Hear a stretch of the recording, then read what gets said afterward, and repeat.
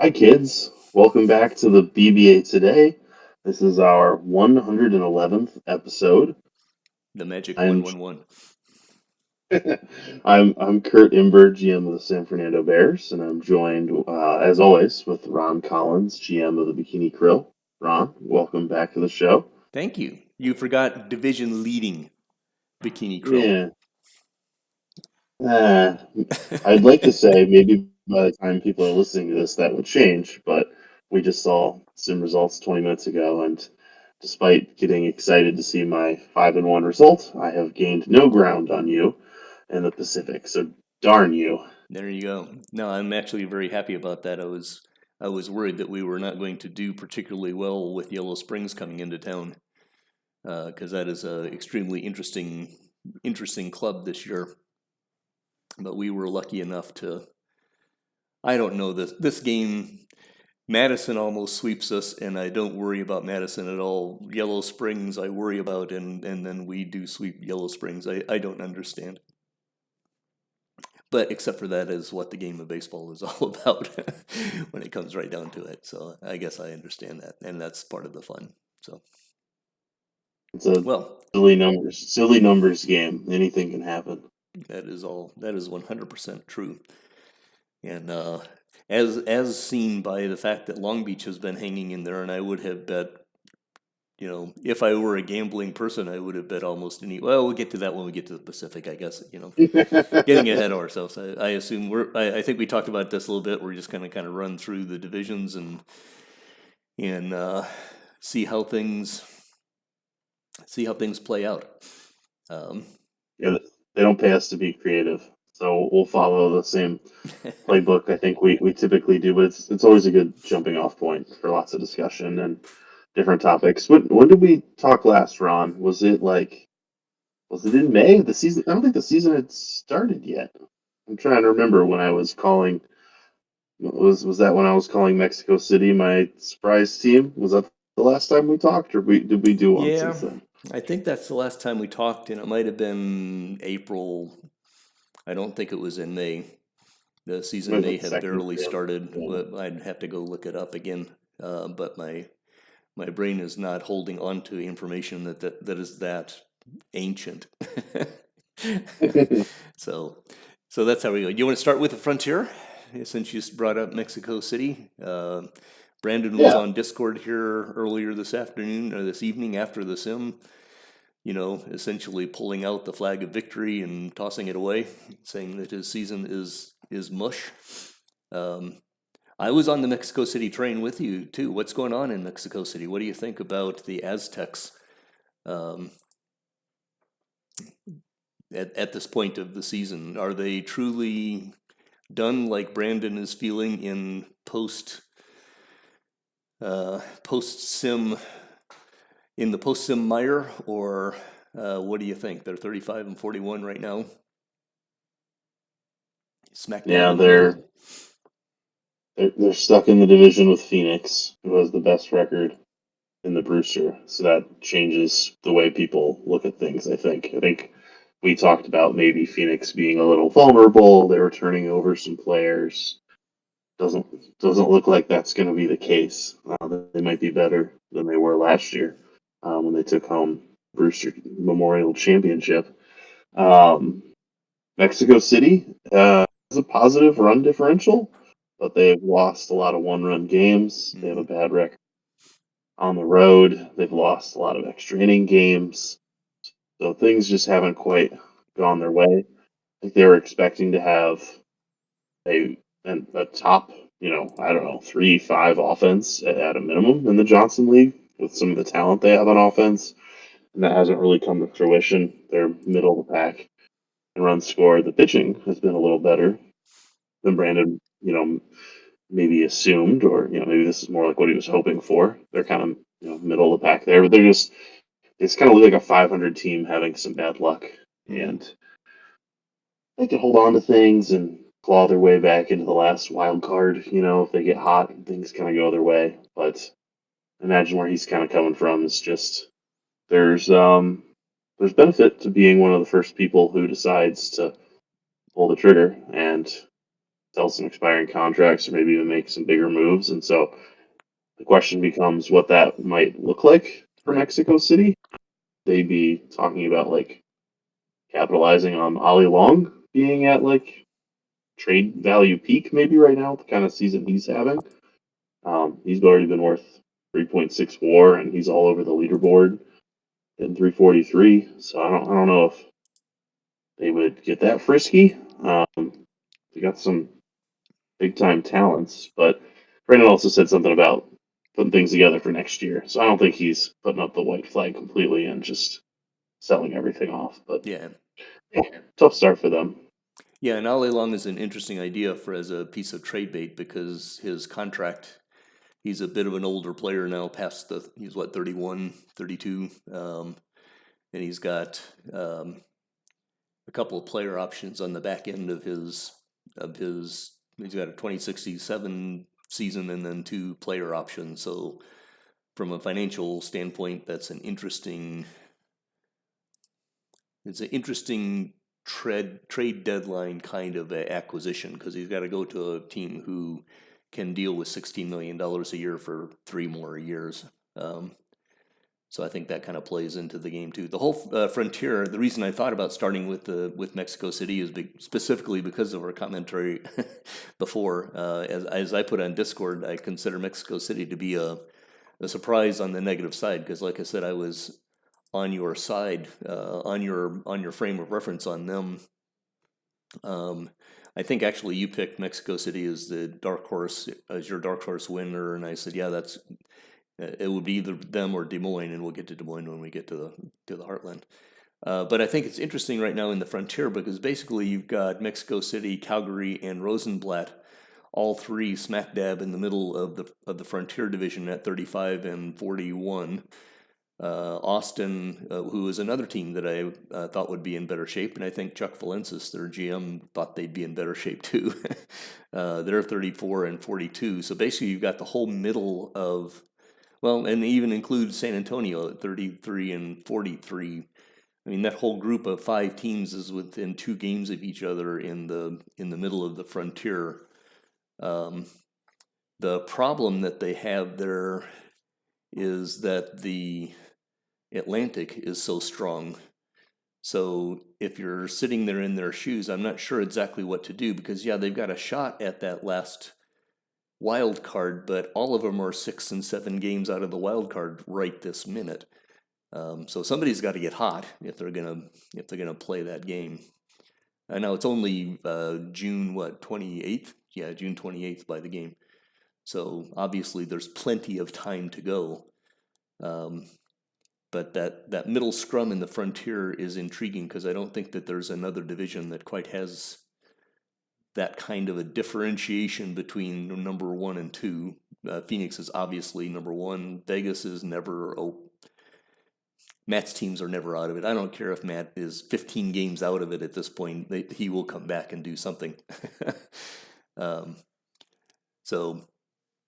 I've been surprised with Rosenblatt. I did not expect them to actually be in the middle. I expected them to be down lower in the scrum. I also did not expect Boise at 30 and 46 to be in the cellar.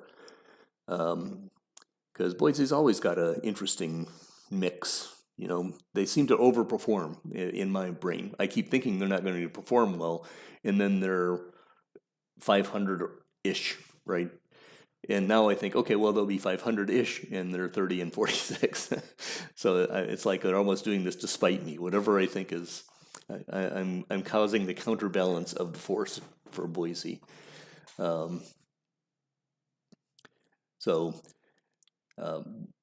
What has gone wrong with Austin right now? They've got one of the best pitchers in the league in Harry Bransington.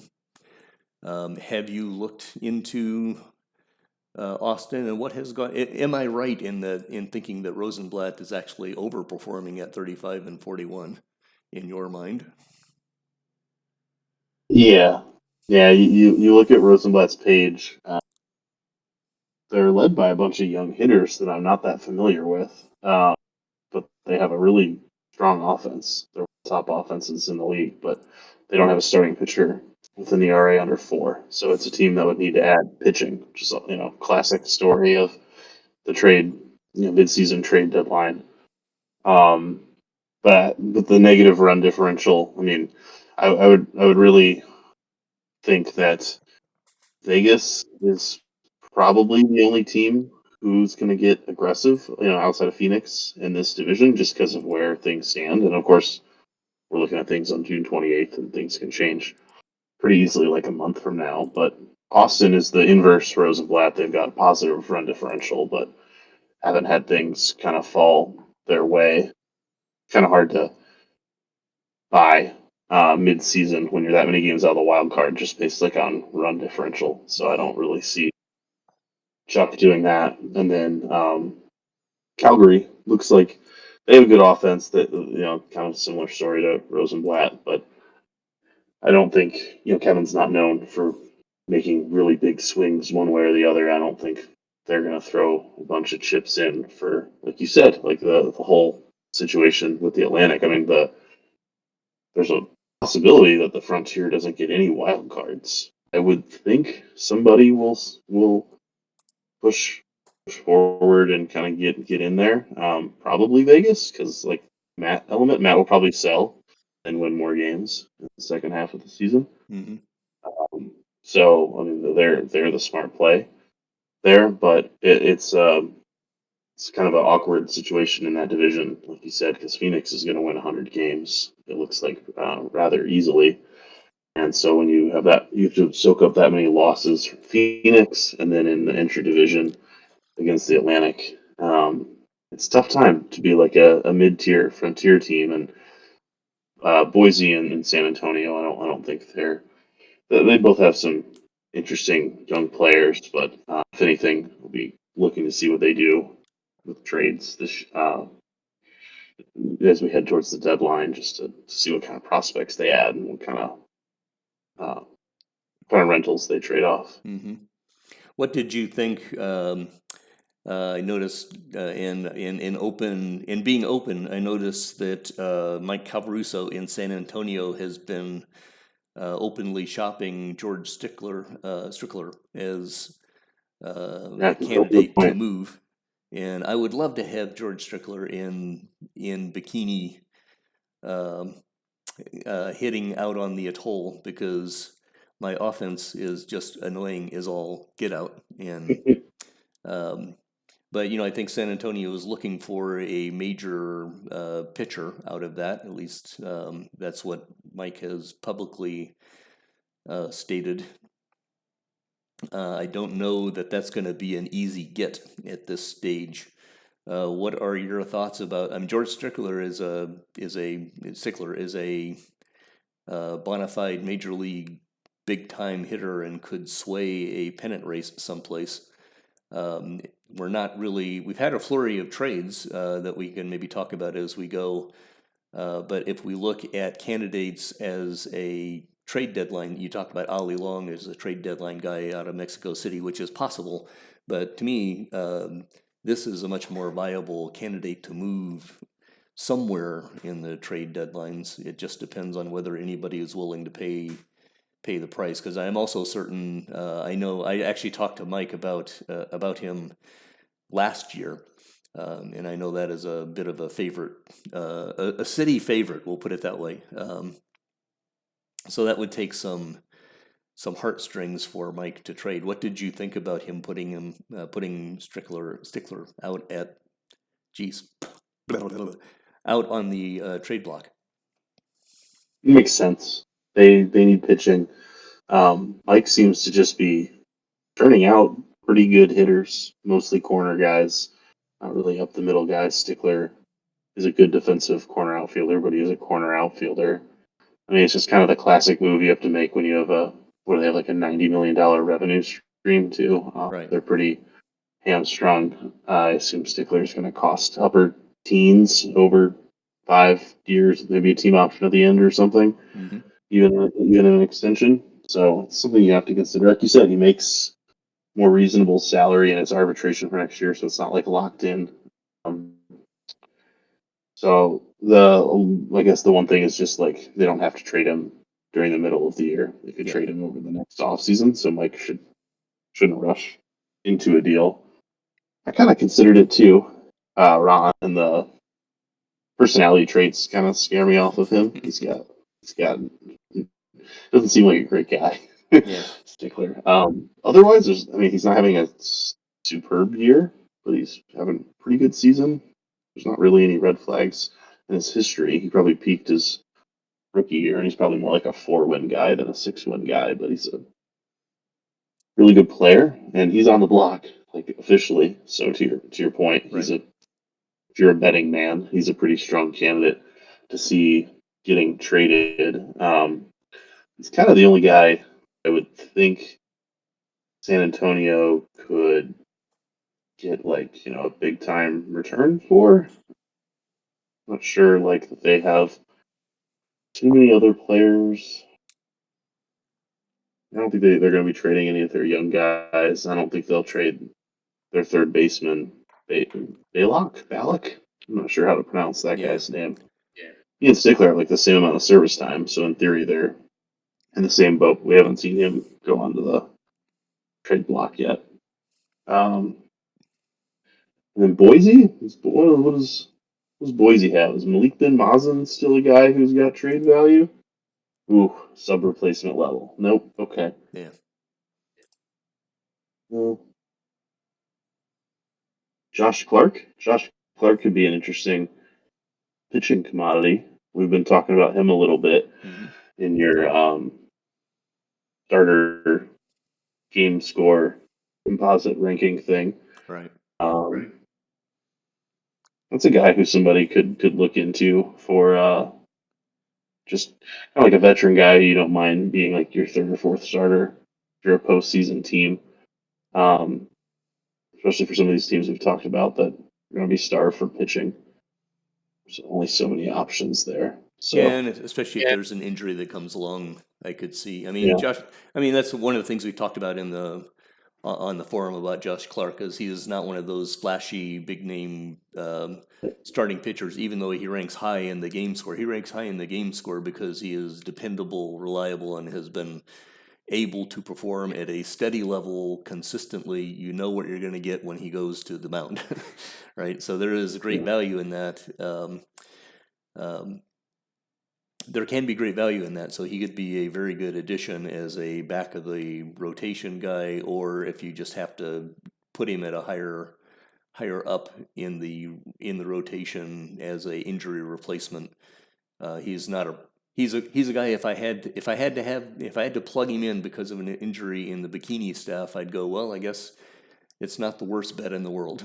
I'm happy to try that out, right? Yeah, that reminds me of Alexander Swanson. I think Jacksonville's kind of put him on the block, and then I was just kind of looking over Austin's roster to see if there's anybody who Chuck would want to move. And 42-year-old Bernie Stewart, it might be time to finally cash in Mr. Stewart. And again, another similar player. We're like, yeah, not going to lead you to the playoffs, but can backfill you. Yep. So yeah, I think overall in the kind of summary of Phoenix, or in summary of the Frontier, I kind of viewed Phoenix as the most likely victor there anyway, even though they're down a little bit. They're probably overperforming my general expectations, but I assumed that they were going to be kind of at the top of the division, and I didn't think they would be so dominant at this stage. But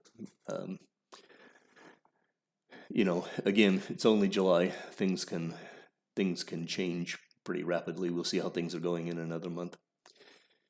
You want to move on up? We've mentioned the Atlantic a few times. Do you have anything more that you want to chat about on the Frontier, or anything else that you see there before we move on to the Atlantic? Those probably aren't going to really be any big buyers in that division, are there? From a trade standpoint, I'm not sure Phoenix needs anything. We talked about how it doesn't make a lot of sense for those middle teams. So now we covered on what some of the trade assets might be, and then good luck predicting what Matt's going to do, because it could go infinite number of directions. So yeah, let's talk Atlantic. Yeah, my guess is Matt is going to wait another 2 to 3 sims and then assess something and decide what to do, but I don't expect anything very rapid on that. But in the Atlantic, the big news is Charm City is back. Charm City. Yeah, they are. Charm City is Yeah. back.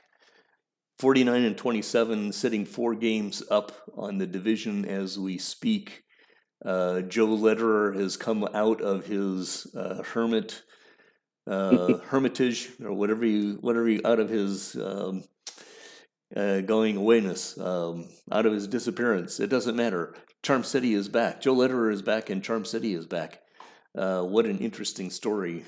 Interesting story that is right now. But then we look down the list, and you've got kind of. I thought Cobble Hill was going to be pretty strong, and they're sitting at third. The Bruins in Montreal are never. You just can't ever count out Montreal at this stage. Charlotte is another you just can't count out. Charlotte and Cape Fear are saying they're tied at 41 and 35. All of those are looking pretty stout. Jacksonville pulled a trade that kind of says that they are thinking they're maybe out of for the year at 35 and 41. And then you got Atlantic City and New Orleans at 20. Atlantic City at 32 and 44, and New Orleans is 28 and 48. And things are going about the way everyone expected for New Orleans, including New Orleans, I think. So, initial thoughts. I mean, it basically we're not surprised. I mean, you mentioned New Orleans. We're also not surprised that there's 5 or 6 pretty darn good teams in this division. I think we had this pegged as the strongest division, and I think the whole league has for at least. I mean, other 2 or than the 3 Pacific, seasons. but yeah. Other than, yeah, sure, obviously, I was talking when I say league, I meant the Johnson League. Obviously, Well, there we not go. the First League. Yes, of course. I think, I think I would still. Oh man, that lead that Charm City's built up on Cobble Hill is no joke. 7-game lead. I still think Cobble Hill is probably the team to beat, but it's tough to make up 7 games. We're about halfway through this thing. This thing's about cooked. So you got to play 7 games better than Charm City down the stretch, and Joe could add talent to his team too. Atlantic City did a little bit of a sell-off trade too. They traded Aguiar, their second baseman. Mm-hmm. Looks like maybe kind of a rough luck season for them. They're just in a really good division. John just kind of continues to put kind of a 500 team together, and then when you play in a really good division, what's a 500 team on paper might only win 76 games or something because you don't get to play enough games against the Frontier. So if we were to get 4 wild card teams out of this division, that would be all the way down through Cape Fear. That'd be Montreal, Cobble Hill, Charlotte, and Cape Fear. Vegas trying to put spoiler with that scenario. Made sense for Jacksonville to sell. Tough situation with the division, and Aaron's just kind of said like he's tired of having a team set up to win like 84 games. So I don't blame him there. Montreal with trading in division though, so Aaron's gonna have to face Pepe Aragon. What do we play our division foes like 16 times a year or something like that? Gonna have to Sounds face right. him. Sound about right? He's gonna have to face him 16 times a year for the length of that contract. Montreal didn't really skip a beat. I said that this would be maybe kind of a little bit of a growing pains type year as they retooled, but no. Their young pitching is all in place. They've got a good pitching staff, so Bob pulled the trigger to add to his position player side. Montreal's got a bunch of pretty scary sluggers. Well, that's what happens when you put a first baseman at every position. That's not quite right, but it was just there. I had to take it. Sure. No, they're proudly playing some defense. I think that was a big point of emphasis for Bob over the off season. He's probably, really hoping that Serrano can stay healthy at shortstop. And I'm looking at it, Serrano's playing sub replacement level, so they're doing all this without getting a whole lot of contribution from the shortstop position. Yeah, I think there's something interesting going on. just statistically, in the concept of what does park factors and how do you score runs and so forth going on, when you look at Montreal, and I'm refreshing my numbers here, but if you look at Montreal and the classic, where do they stand rankings and all the different offensive categories, right? They are first in batting WAR, for our little conversation about a team being first in WAR, right? They're first in batting WAR. They're third in home runs. You know, at the end of the day, their OPS is ninth, so they're middle of the pack. Their WOBA is ninth. They're middle of the pack. You look at the runs scored, they're 12th, right?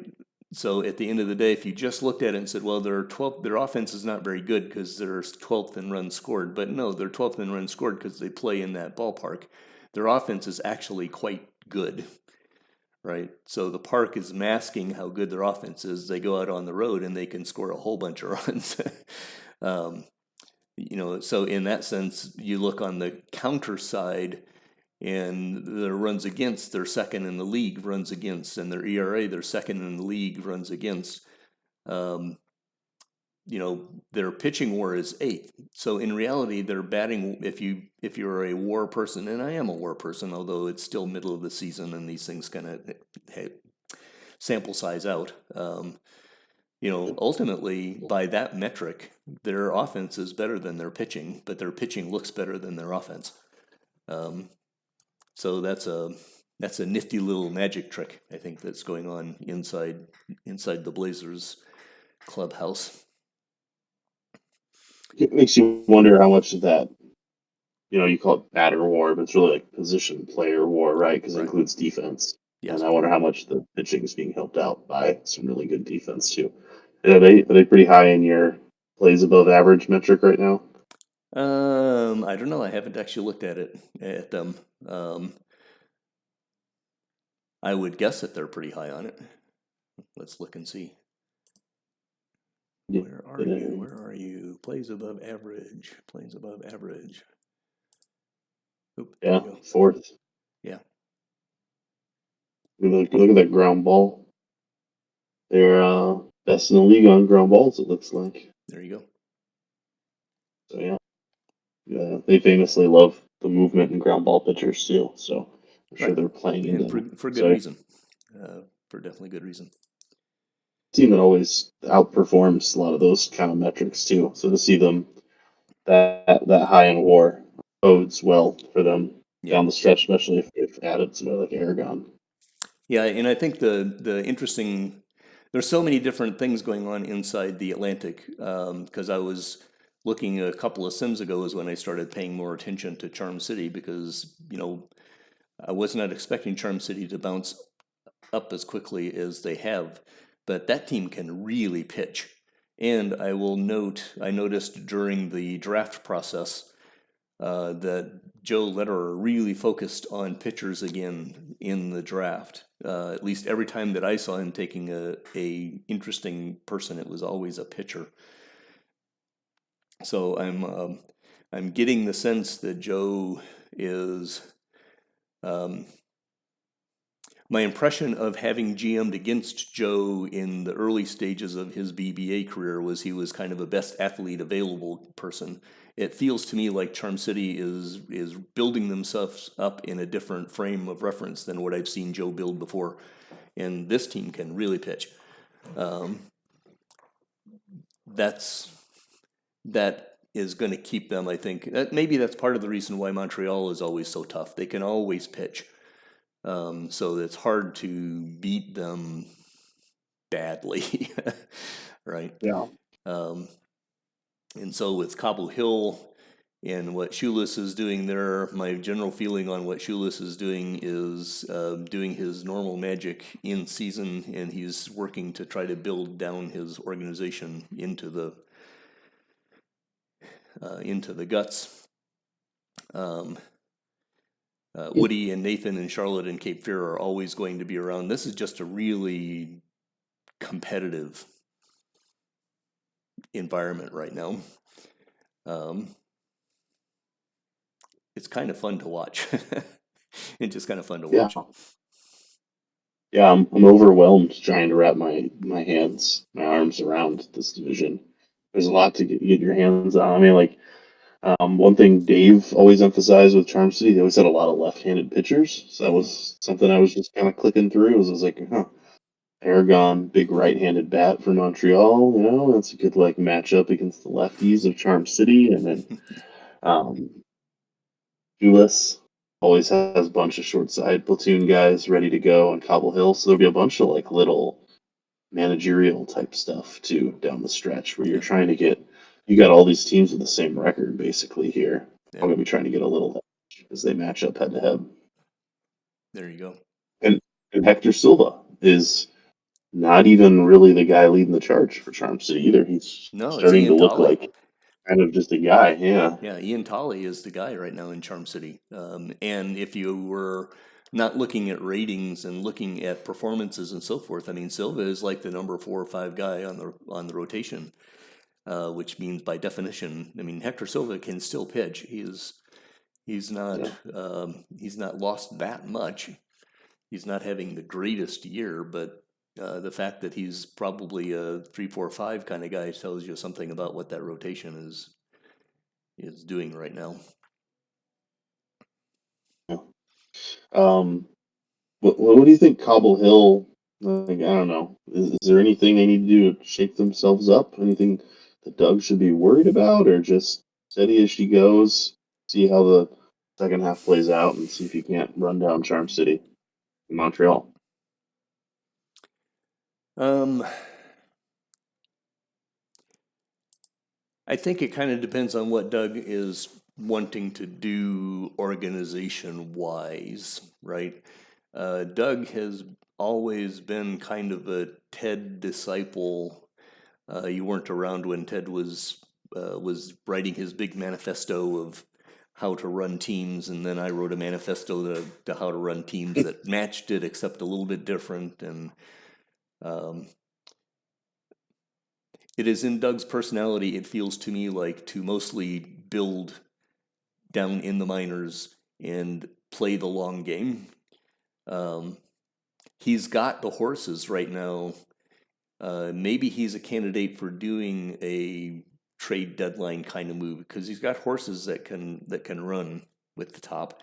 But on the other hand, if you think about it this way, if you're in the Atlantic and you're one of the competitive 5, um,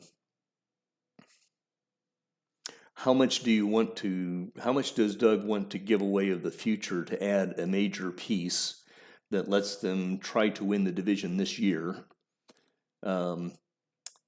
when it's very likely that as long as he stays the course and continues to win at this level, that he's going to be in the playoffs anyway. To me, that's kind of the trade-off that I would be at if I were in Doug's shoes, and I'm guessing that that's kind of the way he's thinking about it there, because he's got the beginnings now of a minor league started. It's not a robust minor league yet right now. If you kind of scan through his prospects, they're starting to fill in. Give him another year of filling in the prospects, and I think this organization-wide begins to build to where it could wind up being the classic behemoth that he's capable of building. If you're trying to win, you've got the chips to make it. I'm gonna guess that Shoeless is gonna play for the long game and let it ride and take whatever benefits he gets out of hitting a wild card team. If he happens to get hot, he's got the guys. He could still win the division. I wouldn't bet on him right now because there's so many horses in the race, but I wouldn't bet completely against him either. I'm guessing he won't make a move.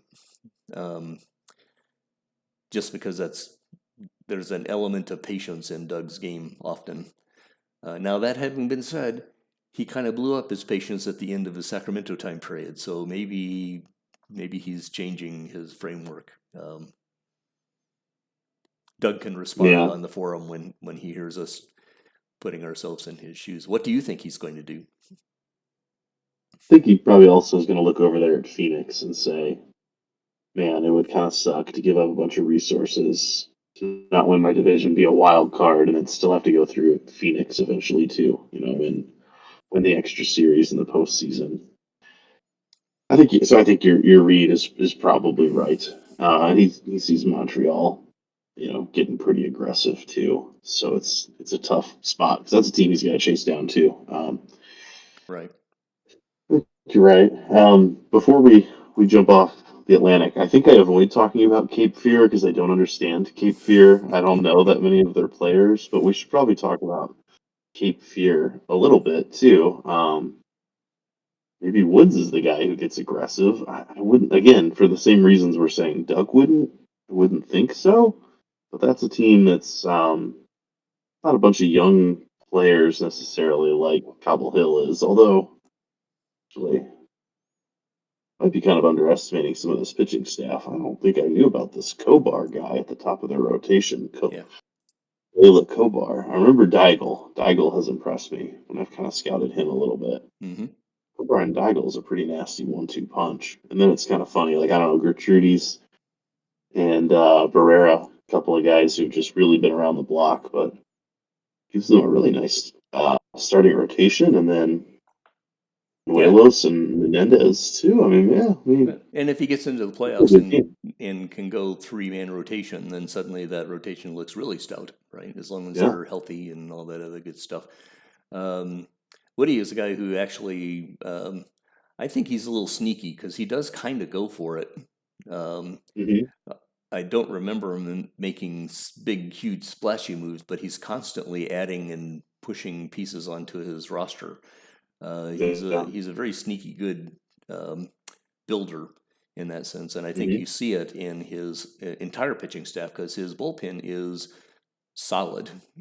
Another, you don't see the 80 and 75 closer at the end of the day, but right now, Mario Vick is a 2.41 ERA and sitting at 18 saves. He can clearly do the job. He's got 4 blown saves. That's a little bit angsty at this stage. 4 blown saves in half of the year. Maybe that's a piece of why they're sitting there in 5th rather than in 3rd or so. But I mean, Cape Fear won the division last year, right? I mean, they won 90, 92, 94. I can't remember what the number is, but they're a very good team. They're on. I'm just looking at their schedule right now. They're on a 6-game winning streak, and their June has been red hot. So they've had to be red hot to get to where they're at. The question then is how long can they keep will they have a rebound or not? But they literally just took 2 games from Las Vegas. That's a big deal, right? They won 3 out of 4 against Phoenix. They swept Mexico City. This is a good baseball team. It's a good baseball team. They look like an interesting landing spot for Stickler as they kind of look through what they need. There could be something there. Yeah, it'd be offense that they'd add. I agree. Going through that bullpen, I kept waiting for usually there's like a weak link. You find a 5.55 pitcher in somebody's bullpen they're hiding. Right. Not a bikini bullpen, of course, but no. You don't. You're cutting your 5.55s in A-ball. That is actually true. That's not that is true. But yeah, no, I mean, actually, yeah, I mean, they'd be a dangerous team in the postseason. Like you said, that bullpen, shorten that rotation, another hitter or two. It's always kind of tough to find like shortstops, center fielders, up the middle guys. But when you have a opening in like the corner outfield, you can kind of go for that and not have to give up as much in a trade. Right. So to put the capper on it, talked about Charlotte for just a second. The question to me on Charlotte is whether they're going to get pitching. What their pitching is going to wind up as, because they should be better than they are, I think. They should be performing better than they are. If I were Nathan, I'd be kind of scratching my head. But I've had that situation Bikini has been weird. This year arguably should have been a down year because I'm a yo-yo. I've had a great year and a bad year, and a great year and a bad year. We won 100 games last year, and we've had a weird year. Nathan is having a similar kind of a situation right now, I think, in that the team is performing well. It's 41-35. It's well over 500. It's a winning team. But I would guess that I would guess that Nathan is looking at the team and saying, it's just not going as fast as it's supposed to, right? He's got his driver in for a pit stop, and the driver's saying, I'm going as fast as I can. It's just not going. So, not exactly sure what the deal is there. I see right now he's running a 6-man rotation. Yeah, the pitching's Doger's been a disappointment, and you just kind of have to hope he turns it around. And right, and he's 37, so I don't know. Maybe some of those ratings are on the lower end of the bars, and that's the end. Or maybe he'll turn it around and have a great season. I keep thinking my own Arturo Meza will go through a 3-week series where nothing is happening, and all of a sudden he's just lock solid. So Dogar could easily come rolling back. So anyway, it's an interesting division. Very very fun division.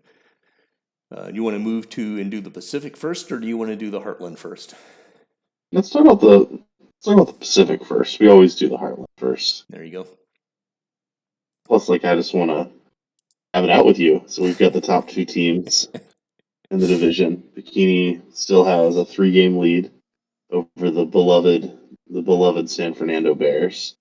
We're followed by another team that their GM hates their own team, even though I think Vancouver's pretty good. I don't know. Aaron's just being very negative. I think he had just really high expectations for the team and the way things ended on him last year. I mean, I guess I kind of get it, but they still kind of scare me. And then we have a couple of our upstart clubs in Valencia and Long Beach. Long Beach is just straight smoke and mirrors, and I don't really expect them to be I don't know, even 5th in our division at the end of the year, but there are some good young players on that team. That one outfielder they have now, Hector Marrero, that's a scary guy for us in our division. We're going to have to face that guy quite a lot over the next decade. That is true. And then Valencia. And Long Beach, he's going to be a beast for quite a while, and I still think that Long Beach is really 2 seasons away. I don't think they should be. I mean, I feel like they're massively overperforming what they should be doing, and that's got to be great fun for Lane. Yeah, good for Lane. I'm extremely happy for Long Beach and Long Beach fans. But I think that come 2068, Long Beach is going to be really hard.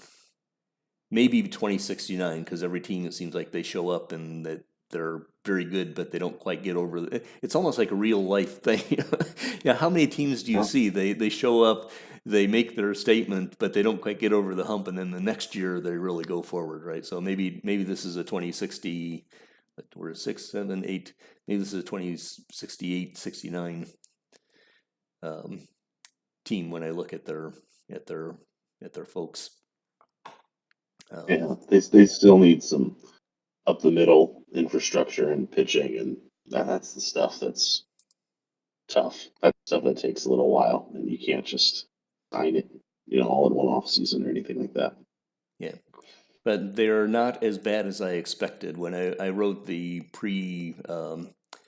the preview for them for the media guide, and I think I was awfully caustic when I looked at their expectations, and I won't completely take that back because they did not look very solid to begin with. But yes, Marrero is a serious player. They've got a couple of they've got a pretty nice bullpen when it comes down to the pitching side of it. So that's a piece of what they're doing. They're not completely smoke and mirrors. They're getting some luck, though, I think, um, to fill in some of the, some of the. They've got a few players that if they're in the right spot at the right time, they can win games. Um, they're third in the league in walks. They're in drawing walks. I'm looking at their things, sixth in the league in pitching WAR, despite having really ugly looking numbers for most of the other subcategories. They're middle of the league in walks. So if you think about it in that sense, they're kind of their offense is their differential in that sense of the walks that they're gaining versus the walks they're giving up are quite high. So there's one place where they're gaining over the opposition, right? They're not losing a ton in strikeouts. They're losing some. Where are their home runs? They're 11th in home runs allowed, 9th in home runs hit. So they're kind of even there. I don't know. It's weird how baseball teams fit together and make their wins, right? What is their actual win expected? I haven't looked at their win expectation here recently. I've been trying not to say the phrase base runs this entire podcast. I've been trying to at least stick to like run differential where it's somewhat more tangible. Yeah, but I mean, base So run, for when it's not in my favor, I make fun of it. But it's a then you love perfectly it, right? useful. Yeah, it's a very useful tool. So I mean, it just doesn't tell you everything that you need to know, right? So Yeah, but so Long Beach's base runs are in line with the Pythagorean stuff, playing like 4 or 5 games above where that baseline would be. right, Um, Really, it's not really any base run variances. It's just you look at that run differential, and so in the standings, Long Beach has been outscored by 58 runs, and that's the worst in our division. So they're ahead of Sacramento, Portland, and Hawaii, who are all kind of around 50 runs outscored. So there's definitely tiers to our division, and it's hard to picture us getting a whole bunch of wild cards this year. I think yeah, Hawaii have dug a hole, and we expect Long Beach to fall off a little more, and Sacramento be in a position to like be buyers or anything. So I don't really see their fortunes turning around either. So the team probably worth talking about would be, other than of course Bikini and San Fernando, uh, would be Valencia, which I know has been a team you've been really interested in for the last couple of years, and they just made a somewhat aggressive move, getting the aforementioned Aguiar infielder from Atlantic City, and just kind of plugged yet another hole on that team. They kind of needed another infielder to join some of the good young talent they have yeah, rising in the outfield and on the pitching staff, and um, all the metrics say that Valencia's kind of for real. Whether that means they're just more of like a wild card contender this year than bona fide contender for like the division or something, sure, but like that's a big step up from where they've been the last few years. yeah. I wouldn't have thought that they were really a wild card contender, but they're in a position where they very well could be. And to me, everything that they're getting out of this year is gravy.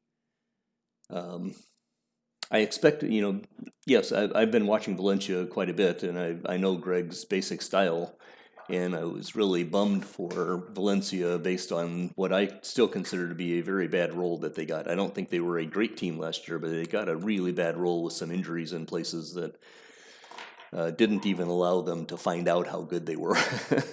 Right. Yeah. That's really a disappointing thing when that happens in the early stage of a year. So what I think you're seeing is you're seeing a bounce back to regression to mean. So you're getting a more normalized thing for Valencia. And like I think about Long Beach being 2 and 3 years away, I think Valencia is 1 and 2 years away.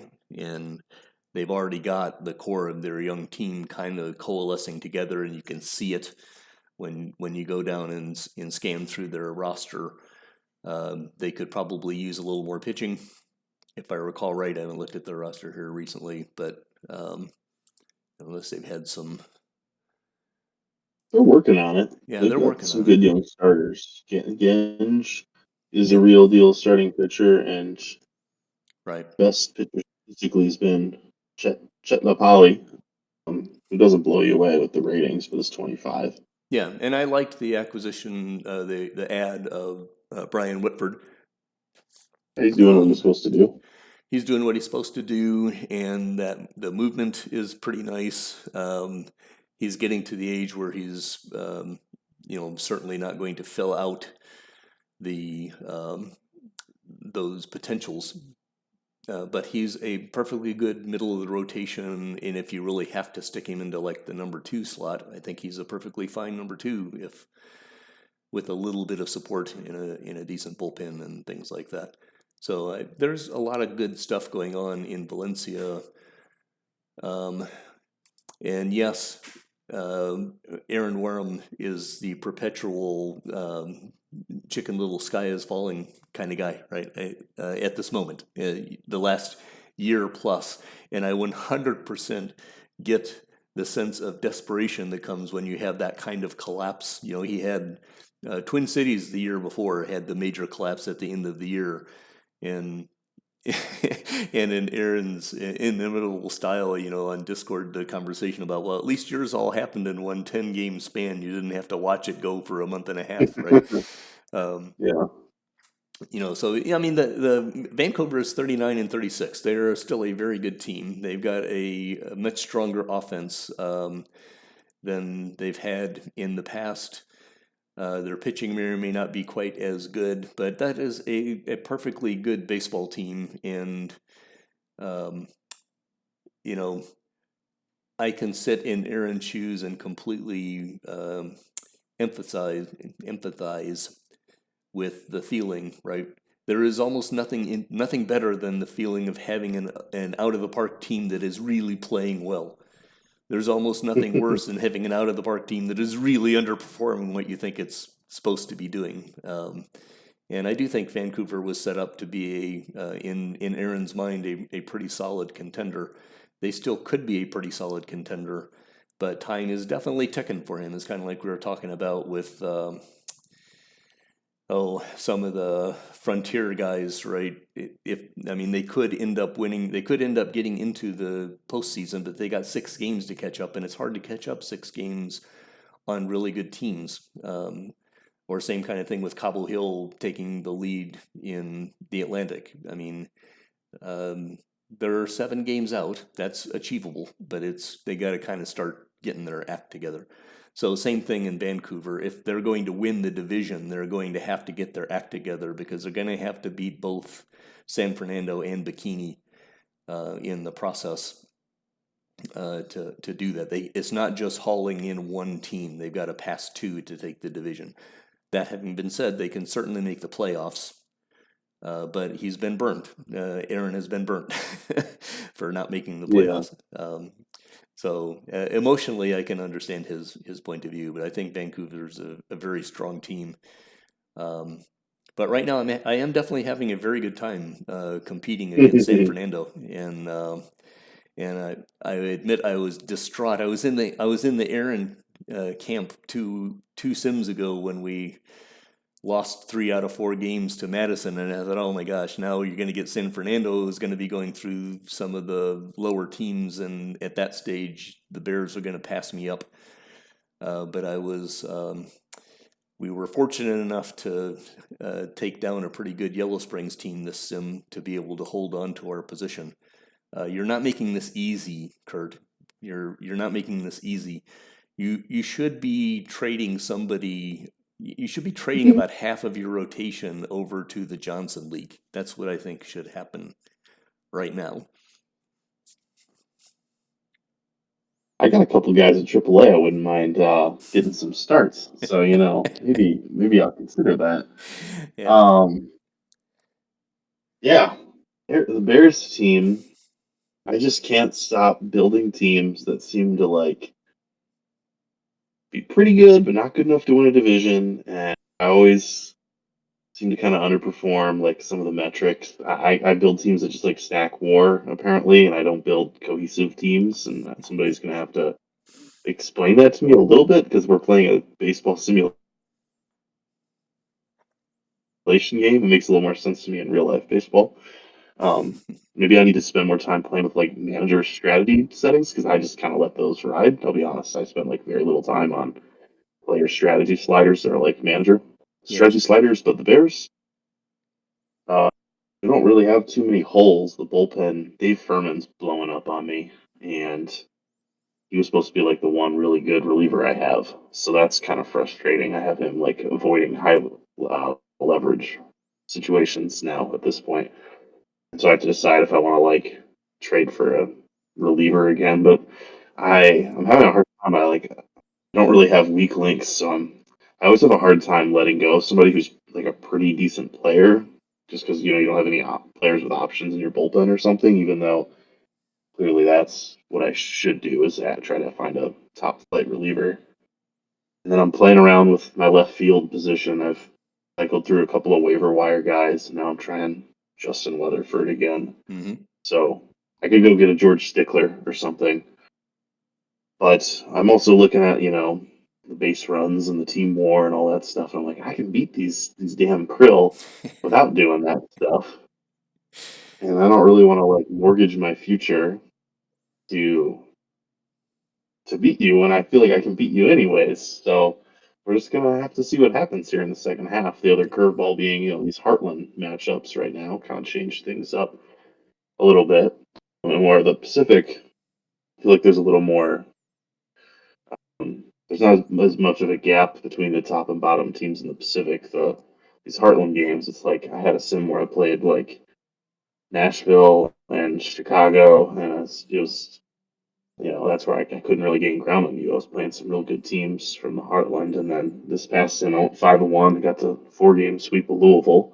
Mm-hmm. It didn't mean anything because you 4-game swept Yellow Springs. So we'll have to just see how things play out. I don't think you're going to be too aggressive and add too much either. You're just kind of chugging along, doing your farm system thing that you do, Yeah, it's doing not those it's not four. really it's not my style to make a big. It's not that I've never done it. I have on occasion done a big thing, and especially if I run into some kind of injury, I would be more inclined to pay a big chunk of my future. But I've made no bones about it. My intention is to build. I am attempting to build a behemoth. I'm attempting to build a big perpetuating machine, and um, so I mean, unless I see a specific gap at this stage, you're probably not going to see me. I mean, if I was willing to give away the one or two real starting pitcher um, prospects that I have in my organization, I might have been able to get Stickler, and that would have been a nice upgrade to my quest for a new left fielder. Right? I'm constantly looking. My corner outfield is just like my Yeah. Achilles heel throughout. I thought I had that worked out, and I had a great defensive corner outfielder, but he's not hitting at all. So now I've moved Kelvin Maxwell up, and I see he had another 3 home runs this last sim, which is fantastic. He's not the defender that I would like, but if he's going to hit 3 home runs a sim, I'm going to be happy with that. But yeah, I mean, these are the guys that I got. I'm going to ride these guys. I expect that we're going to be playoff contenders. In my opinion, we're good enough to win the division. But you're good enough to win the division. Vancouver is good enough to win the division. I'm not making any. I'm not going to the gamblers and making a bet. Right, as far as I'm not putting money down on this. But I like my team. I mean, I like the guys that I've got. Um, I'm hoping that basically we rode the dearth of offense through April and May, and that we're going to come back and actually stabilize out and be very hard to beat simply because we're regressing back to mean. But but that kind of Still, cuts you're all still ways. dead last in BABIP, I think. Yeah, Even with your regression, you're what 260 or so. yeah. I mean, uh, Awesome. if we're going to get back, we are not going starting from that low from 211 or whatever we were at one point. We're not going to be an average BABIP team by the end of the year. We would have to so far excel that Right. it just isn't going to happen at the end of the year. But we have been fortunate enough to ride through that and still win games because our pitching has been so rock solid. The rotation has been a little better than I expected, and my bullpen. I built this bullpen specifically to be the best bullpen in baseball. It may or may not be the best bullpen in all of baseball, but it's in the contender stage, right? It's nominated. It's an honor to be nominated on Oscar night. Um, so I Yeah. mean, those are the strengths, and I think this challenge between the two of us, and I think Vancouver is still in the game. I don't think Valencia, Long Beach has got to drop. I think the team we haven't talked about yet really is Portland or Sacramento, for that matter. Portland is surprising me. I thought that they would be a stronger candidate at this stage, and I'm wondering whether they have been down so long that they're too far down. Yeah. Um, The offense has been good too. There's just they're dead last in ERA, the Frick League. yeah, their pitching has not been anywhere near what I expected them to be, and I'm sure it's been anywhere where Chris expected them to be either. Now, I didn't think they'd be at the top of the league, but they've got some really solid pitchers, and they're just not doing it. So I don't know what to think Yeah. about them. James in Hawaii, I think he's got a lot of kind of middle grade talent. He's kind of getting the Valencia bad. I don't think Hawaii was going to be a serious contender anyway, but I don't think that they are a 30-46 team, No. right? I mean, they're not. I don't think they're a 60-win team, 62-win team. I thought they'd be more. I can't remember what I projected them in the media guide, but they don't feel like a 60-win team when I look at their roster. Yeah, I feel like James was like tinkering a little bit. He had that team that won the division a few years ago, so he's Right. just been kind of like, I'll just kind of add to this core a little bit, and I think he's ready now to kind of turn the page on a good chunk of his core. Is what this year is doing to the tropics. Yeah. So we'll see what happens there overall. I thought that the division was extremely interesting when we moved into interdivision play. The bouncing against the Heartland, and we'll transition to the Heartland here in just a second. But bouncing against the Heartland has kind of separated us out a little bit, because the Heartland is a good division. It's a division with several good teams. I can't tell whether they're very good teams or they're just good teams. But I think that you're starting to see kind of the wheat and the chaff separate a little bit inside the division. It will be interesting to see if we tighten up again when we come back to playing inside the Pacific, right? If there are more wins, the Sacramentos of the world are struggling. Sacramentos and Hawaii's are struggling against the Heartland.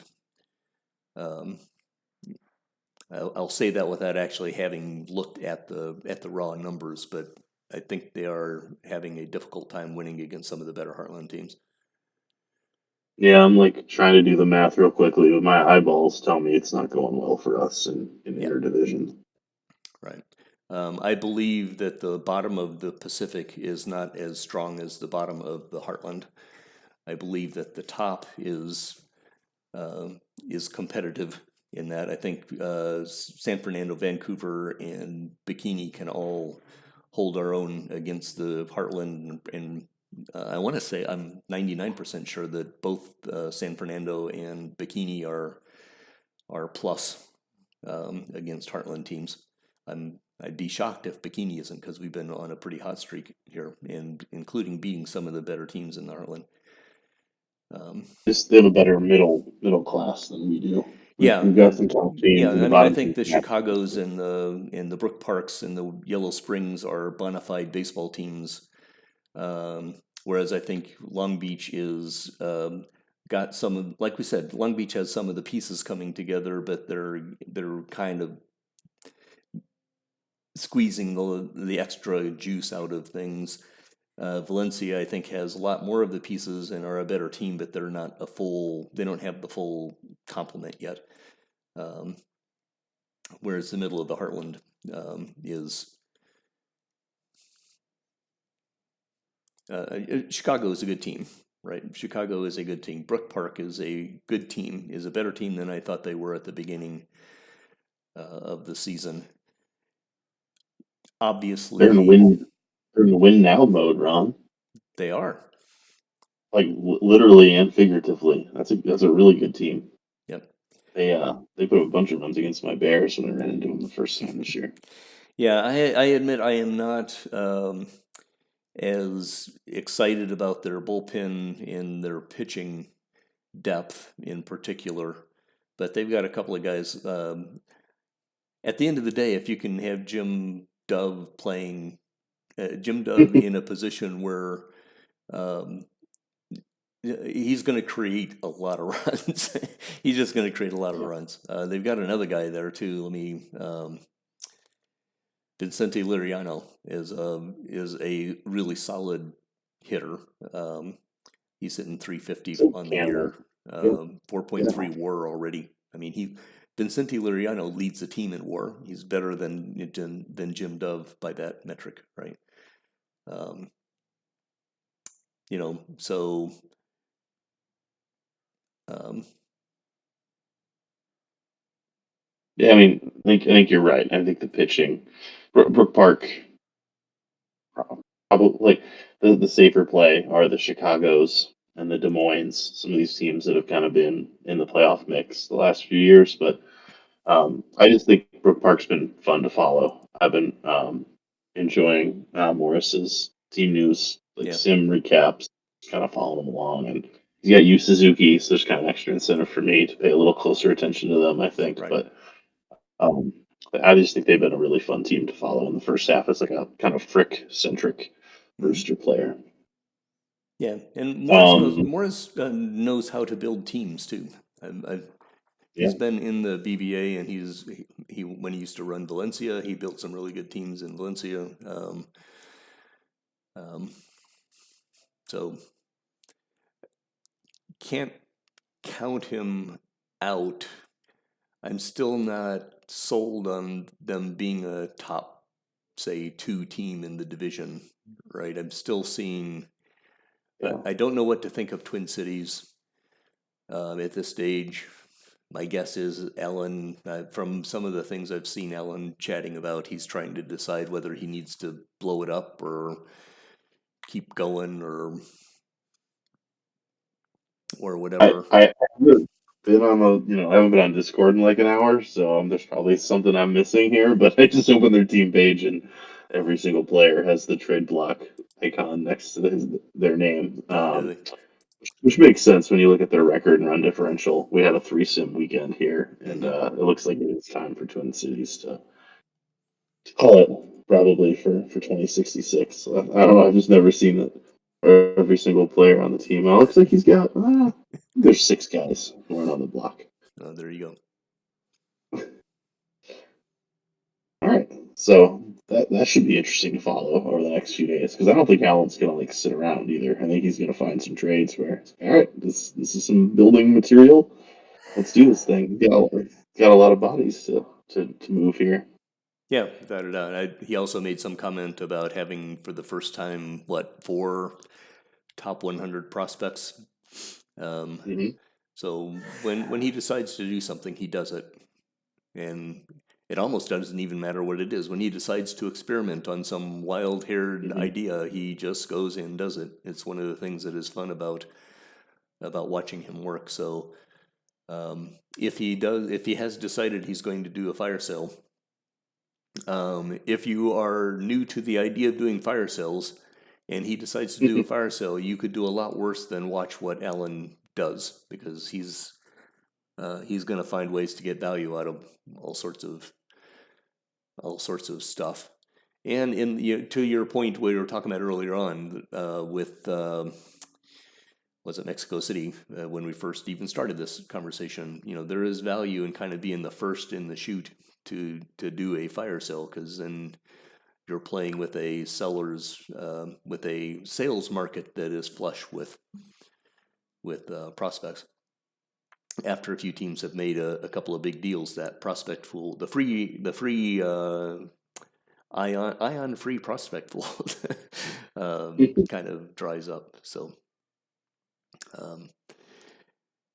yeah, in that sense, if that's the case, it's kind of a sad day in Twin Cities. That would suggest that the big run is over, and because Allen has been on a big run for several years. Let's talk about Des Moines, though. What are your thoughts about Des Moines right now? Well, the first thing to follow with them this year would just be they gave $150 million over the offseason to a pitcher from the GBC, Nolani, and looks like maybe he's cooled off a little bit, but he got off to a pretty darn hot start, and he gave them a bona fide, like top of the rotation pitcher, which was the thing that they were really looking for. Looks like Sam Nebraska has been pretty solid for them, and uh, they can pitch a little bit now, which makes them really dangerous because they hit a lot of home runs. They they have a good offense, and so them and Chicago, I kind of feel like are like the opposites, kind of rubbing up against one another in the standings, because Chicago's all about this like elite frontline starting pitching, and then putting together enough offense to win games. And Des Moines, kind of the opposite, just like got to get some quality starts, some innings out of the rotation, and then they can pile up the wins. Those are both pretty good teams. Like, I think we're not going to like seeing them on our schedule here going through interdivision, and then they're the teams that are going to start kind of figuring out for the postseason if the Bears look like they can get their ticket to the postseason. And the difference between those two teams would just be that Jesse is a wheeler and dealer, and if they have any holes, he will attempt to plug them for sure before the postseason. Whereas Renato is a little more patient, cool-handed. So we'll see if Chicago's feeling frisky and wants to take on Nashville for the top of the division. And Nashville, I was the first one to say Nashville maybe this whole podcast. I don't think we've said the Bluebirds or Chad's name yet. That is true. We have not. That's part of the psyche of being in that division. I think they're all kind of scarred by just years of looking up at Nashville. Maybe Renato feels a little different, having pulled off the impossible there a couple years ago. Yeah, that's possible. And I'll go back to Chicago for a little bit, who's basically having a rebound to the bounce. Right. They won the division 2 seasons ago, and then wound up 5th or 6th. I mean, they just had a rugged season, and I guess I should say kind of kudos to Renato. It does seem to be within his style to just kind of build and ride out and build and be patient and ride out. And I like that. That's generally the style that I am anyway. So I like that feeling. Kudos to him for not kind of hitting the panic button when they suddenly went from 1st to 6th or 5th or whatever it was. Because the team still has its basic identity intact, as far as I can say. Really solid pitching. Maybe not quite as blazing as it felt like before, but Rockburn is still prime. A prime pitcher. They've got another guy, don't they? Let me look. Orlando Rubio is having a really nice year. Yeah. Yeah. So yeah, I think fundamentally the whole frame of mind that I am with Chicago, and you kind of see it play out, is they've got a little bit of offensive firepower, a couple of guys who can really hit, but it's not quite a stars and scrubs, but it's a stars and okay guys, right? If their pitching Mhm. can keep them in any game, they can win any game, and their pitching is really quite good. So I think they're back for good. They didn't their division win 2 years ago was not a flash in the pan. They're going to be back into the push, and I don't know that I anticipated them being as competitive as they actually are. I thought Des Moines was my candidate to be the dark horse winner of the whole Monty when we were doing that, who of the whatevers. And I think Des Moines is doing exactly what. I mean, yeah, they're sitting in third right now. They're 40-36. They're in a semi difficult. They're in the more difficult division. Um, I think they're in pretty fine shape. It's kind of like watching the Kentucky Derby, and one of the favorites is hanging around third and fourth place in the backstretch. I mean, they're exactly where they want to be. They're chugging right along. I don't think they have any major injuries, do they? They've got some Um, injuries, but I wouldn't say that they're well, I thought major. one of their infielders got hurt. Yeah, but I mean, it's like Garcia. Yeah. Um, Yeah. Oh, You'd like to have he's him, but eligible. he's not one of the top three guys, right? I mean, I don't think. Yeah. Yeah, I would strongly think that They're deep. Jesse would not consider him to be the absolute must-have guy on the team. And by the way, Yeah. the guy who's playing second base for him right now might be better. Um, Yeah. you can make an argument, right? Um, Sure. but yeah, someone somewhere down the line is going to have to beat that team that you mentioned, and that now I don't have to Yeah. mention, right? Um, Mhm. and I was talking with Rob on Discord before the sim and saying, hey, you're only 2 games out of first place, and he said, I don't think I can beat Nashville. And Rob, that is the wrong attitude.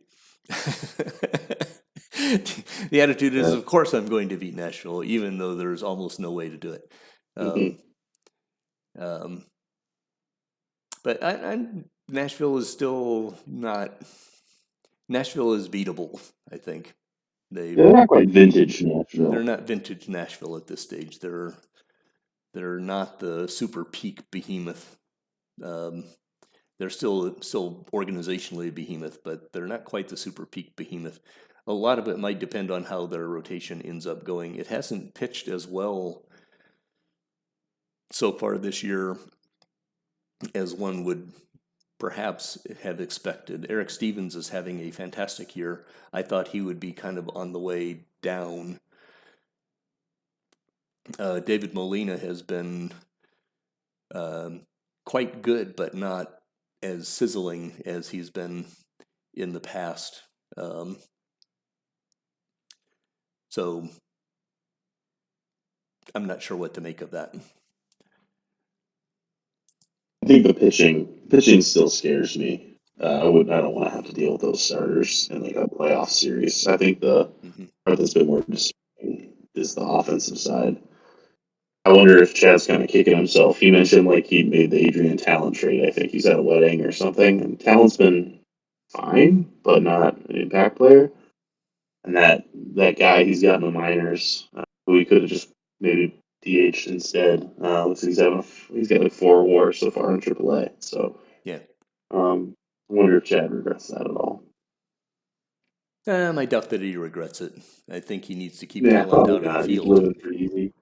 Yeah, If he possibly can, he needs to keep talent out of the field because talent has not been a good fielder throughout his entire career.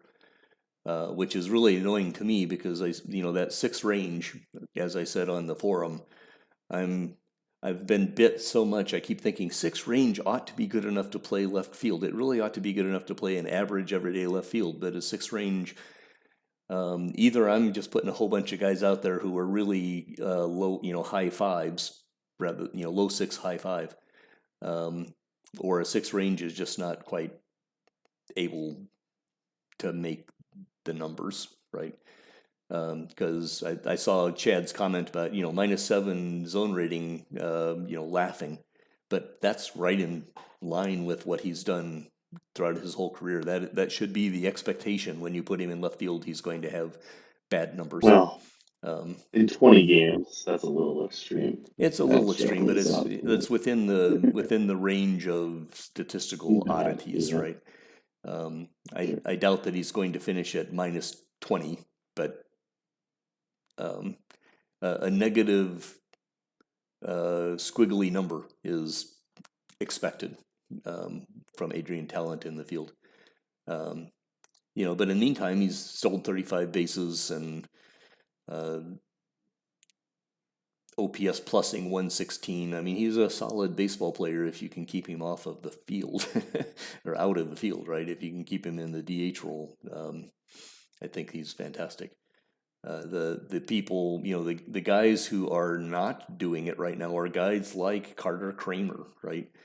243, 290, 422 is his slash. 1.2 WAR. He's doing it mostly in the field, not with the bat. Chrissy Tingle is not having the greatest offensive year. He's a 95 OPS plus, right? Brooks Elliott is a 61 OPS plus. Those are problematic numbers. Those are why Nashville is not up by 10 games right now, I think. Whatever. But obviously, it's still the best team in the Frick League, in my opinion. The best overall all-around team in the Frick League on paper is what that looks like to me. And there's a reason why they're at the top of the division. Yeah. And we, kind of come back to what we've talked about a lot. It'll be interesting to see if Chad's making trades this year. He's been an off-season trader, but not so much a mid-season trader for the most part over the last 10 seasons. But maybe there's a hole to fill there on the infield. I don't know. I don't think he's ever gonna cut or trade Brooks Elliott, but there might be a point where Brooks Elliott's got to be a role player and not an everyday player. So that could be a position where he tries to improve. Right. So we'll see what happens. In that sense, I would guess if he could get an elite shortstop, he would probably do something, and then, like you say, use Brooks Elliott as a utility kind of player. I think he would be a stronger utility guy than somebody like Lucas McNeil right now. I think is playing utility mostly, isn't he?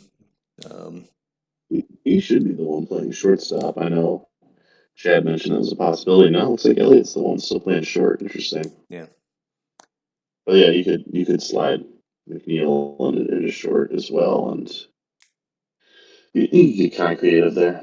Yeah. No, there are so many resources in Nashville that Chad can pull a lot of different levers.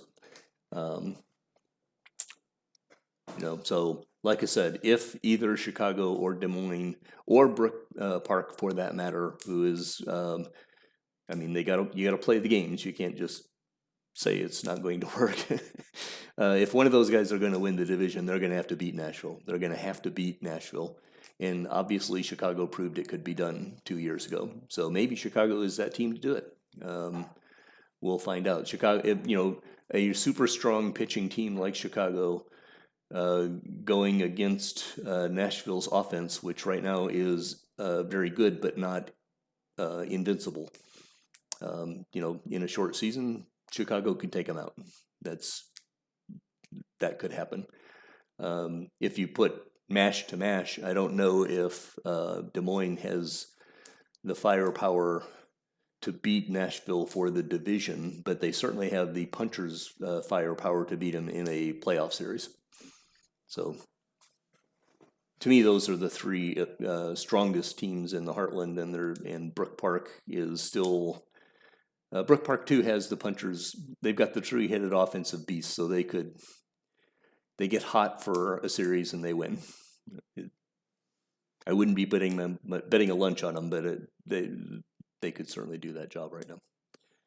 That's what they're showing with their stuff. So it's a really interesting season so far. They're all interesting, but this is playing out a little bit differently than I had perceived, which makes them fun to watch. Yeah, the Johnson League, it feels like there's about 5 teams competing for 4 spots. Like that feels somewhat settled. I mean, that could change. They could shift. Maybe it's really hot, but Frick is still kind of a mess there. For that, like, that second tier down, bunch of teams still in the mix. So it'll be really interesting to see what Colin does over the next couple of days with his trades and how, after all the dust clears, how things look different after some of those moves. Yeah, I mean, fundamentally, the Frick is a total mess. If you look down the wild card sheet, and we should probably be winding up here because we've been yabbering on for quite a while. But if you look down the wild card sheet, right, Twin Cities, Madison are 4 games back. Valencia 3 games. Long Beach 3 games. Brook Park is 1 game out. Vancouver is a half a game out.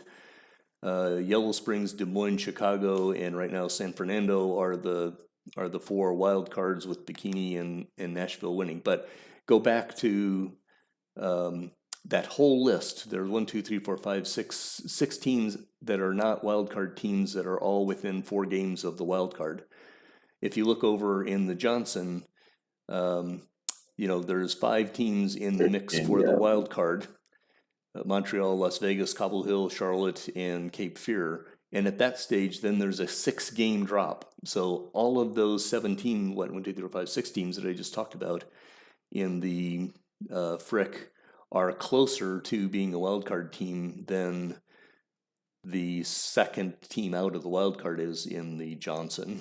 So the Frick League is really a mess, which makes it so much fun. And so devastating, and allows Aaron Wareham to feel all the emotions.